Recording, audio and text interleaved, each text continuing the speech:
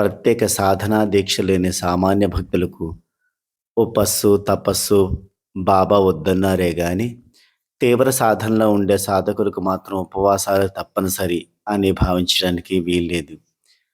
ఎందుకంటే సంసార బంధాలు త్యజించి షిరిడీలోనే ఉంటూ సాధనా దీక్షల్లో నిమగ్నమై ఉన్న కాకాసాహెబ్ దీక్షిత్కు బాబా ఏం చెప్పారో గమనిద్దాం. ఒకసారి కాకాసాహెబ్ దీక్షిత్కు తాను ఏకభుక్తం ఉంటూ నియమంగా రాత్రిళ్ళు ఆహారం తీసుకోవడం మానాలని అనుకున్నాడు.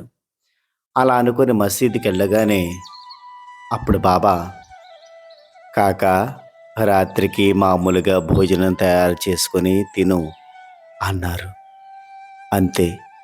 దీక్షిత్ తాను పెట్టుకున్న ఉపవాస నియమానికి తిలోదకాలిచ్చారు.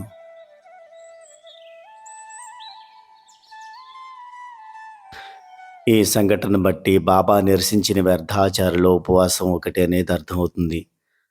అసలు ఉపవాసం అంటే మన మనస్సును వ్యర్థమైన విషయాలతో నింపక, ఖాళీగా ఉంచుకొని, అందులో మన ఉపాసనా దైవాన్ని ప్రతిష్ఠించుకొని ఆయనకు అంతరంగంలో దగ్గరవడం అన్నమాట. ఉప అంటే దగ్గరగా, వాసము అంటే ఉండడం అని. కానీ అసలైన ఈ అర్థం పోయి ఉపవాసం అంటే నిరాహారంగా ఉండడంగా మిగిలింది. అదే కాక మనం ఉపవాసంతో ఉంటే మనకు ఆకలి పెరుగుతున్నప్పుడు భగవంతుని మీద ధ్యాస కలగదు.